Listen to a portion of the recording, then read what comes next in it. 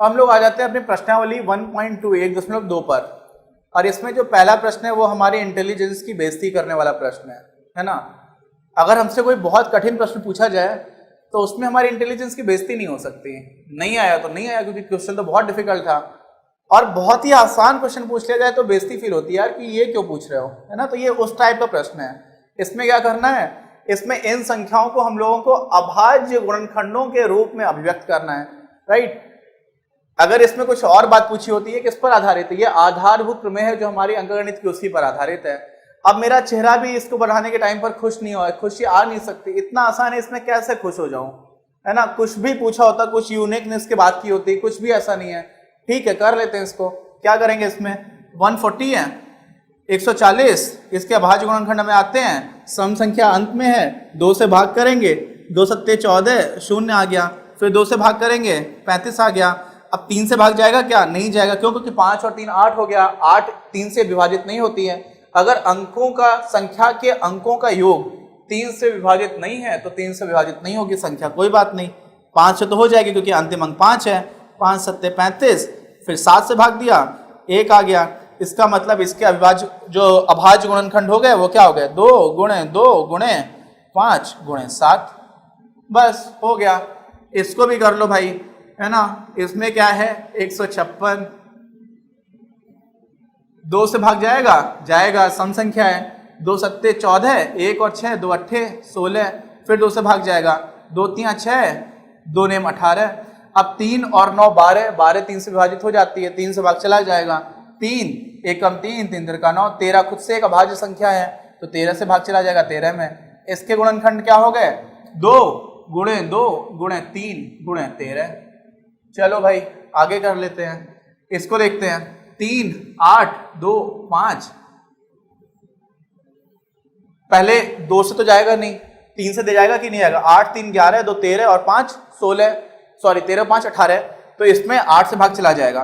तो इसका मतलब इसको पहले 3 से 18 में 3 से भाग चला जाएगा, अंकों के योग में अगर चला जाएगा 3 से भाग, तो फिर पूरी संख्या में भी 3 से भाग जाएगा। 3 एकम 3, 3 दूनी 6, 2 और 2 22, 3 सत्ते 21, 1 बच गया, 1 और 5 3 बचे 15, 7 5 12 और 3 15, अभी भी 3 से चला जाएगा। 3 चौको 12, 3 दूनी 6 और 1 और 5 क्या हो गया, 3 बचे 15, 5 तो 7 4 11, अब नहीं जाएगा 3 से, अब किससे जाएगा, 5 से, 5 अट्ठे 40, 2 और 5 25 25, फिर 5 से चला जाएगा 17, फिर 17 से जाएगा, क्योंकि 17 खुद से एक अभाज्य संख्या है, तो 17 में किसी और संख्या से नहीं जाएगा। तो इसके अभाज्य गुणनखंड क्या हो गए, 3 गुणे 3 गुणे 5 गुणे 5 गुणे 17। और ये मैं बराबर लिख दे रहा हूँ, ये किसको बराबर लिख रहा हूँ, ये वास्तव में जो संख्या थी ना उसी को लिखा हुआ है। तो ये हमारी एक भाज्य संख्या हो गई और उसके ये अभाज्य गुणनखंड हो गए, और उसके गुणन के रूप में हमने लिखा हुआ है, ये करना है। बताइए इतने दुख की बात, इतना ज्यादा आसान है ये। इसमें देखिए 2 से जाएगा क्या, बिल्कुल नहीं जाएगा, क्यों, क्योंकि 5 है, सम संख्या तो है नहीं इकाई के स्थान पर। 3 से देख लेते हैं, 5 दूनी 10, 10 भी 3 से विभाजित नहीं होता, तो इसका मतलब 3 से भी नहीं जाएगा। 5 से करके देखते हैं, 5 एकम 5 0 0 1, अच्छा।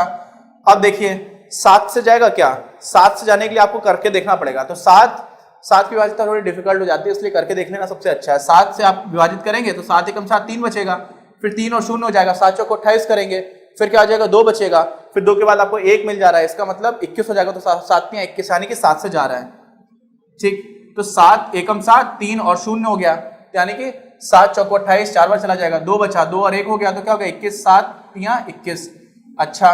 अब ये आ गया, इसमें 7 से फिर से जाएगा क्या, 7 दूनी 14, तो नहीं जाएगा 7 से।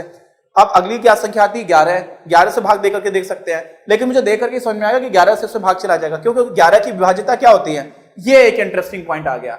ये शायद आप में से कुछ लोगों को, कम लोगों को पता होगा। वही चीज रूखी सूखी चलती रहती है यार, तो मजा नहीं आता है ना, आपको भी मजा नहीं आएगा, मुझे भी मजा नहीं आएगा। देखो इसमें 11 से भाग चला जाएगा, कैसे चला जाएगा, इसमें भी जाएगा, इसमें भी जाएगा, इसमें भी जाएगा, सीधी सी बात है, वो उससे बड़े गुणन है तो उसमें तो जाएगा ही जाएगा।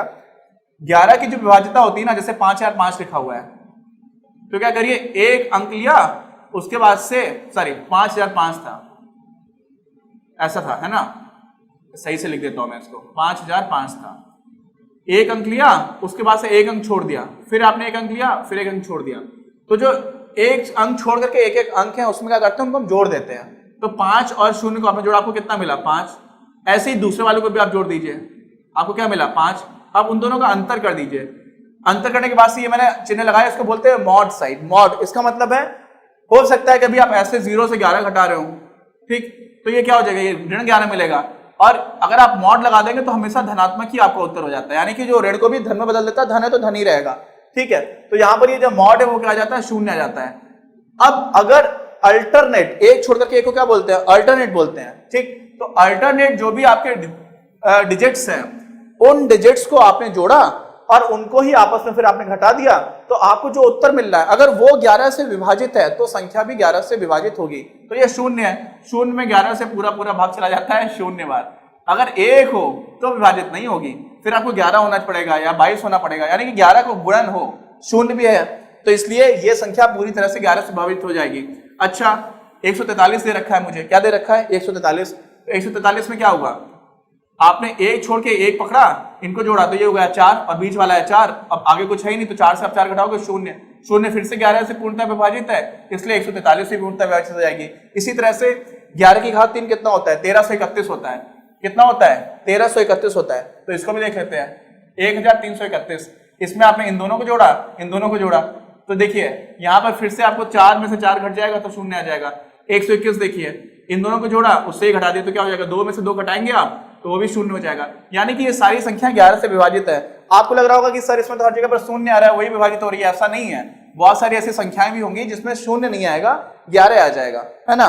कोई ऐसी संख्या हो सकती है, जैसे बना भी सकते हैं, है ना।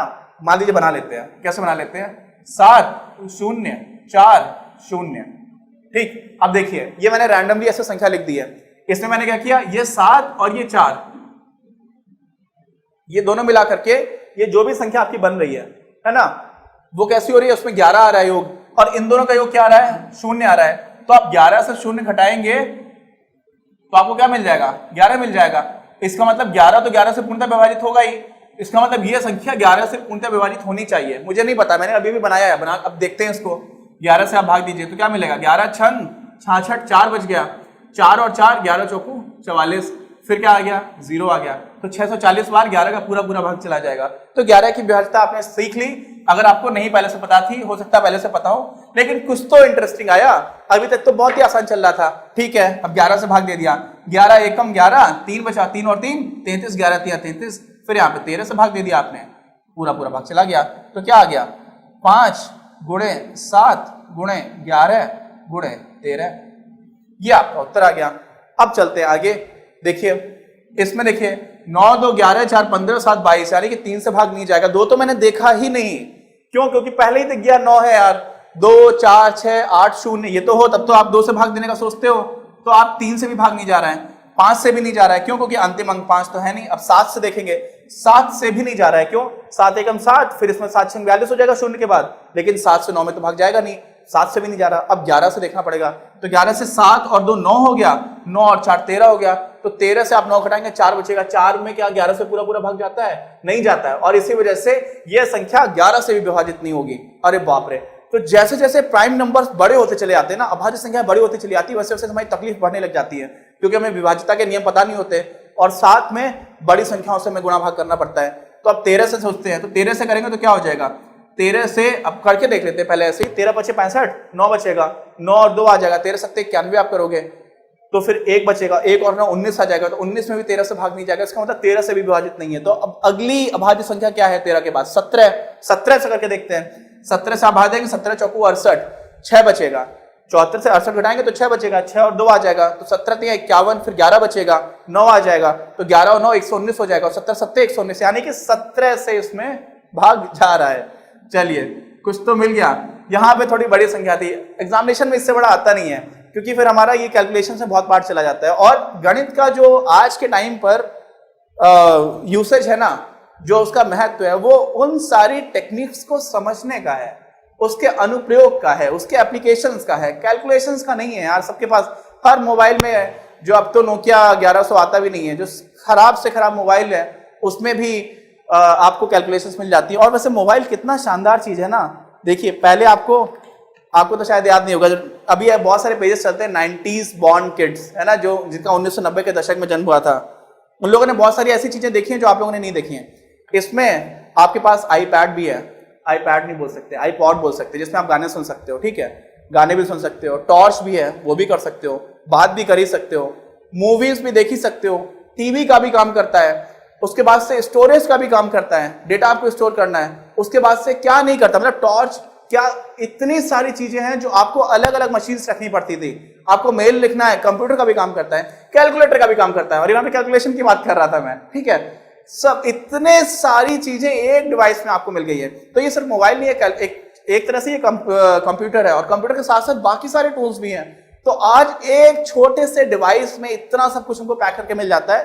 तो ऐसा टाइम पर हमें कैलकुलेटर भी मिल ही जाएगा, और क्योंकि कैलकुलेटर मिल जाएगा इसलिए इस तरह की चीजें बहुत नहीं पूछी जाती है, हमें उनके पीछे की मैकेनिज्म समझ में आनी चाहिए। और इसीलिए इस तरह के प्रश्नों का बहुत महत्व तो आगे की लाइफ में नहीं होता है। हाँ अभी ठीक है कर ले रहे हो, और उसमें भी 17 से बड़ा शायद पूछा जाए, तो 17 से आप भाग दोगे तो क्या हो जाएगा, 17 चौको 68, 6 और 2 17 दिया 51, 11 और 9 17 सत्ते 119।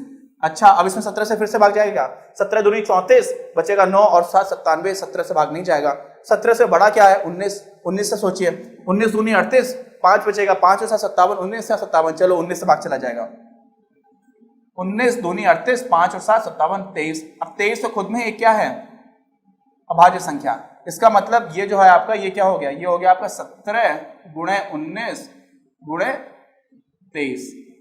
ये आपका पहला प्रश्न हो गया। इसी का दूसरा प्रश्न हम लोग करेंगे अपने अगले वीडियो में।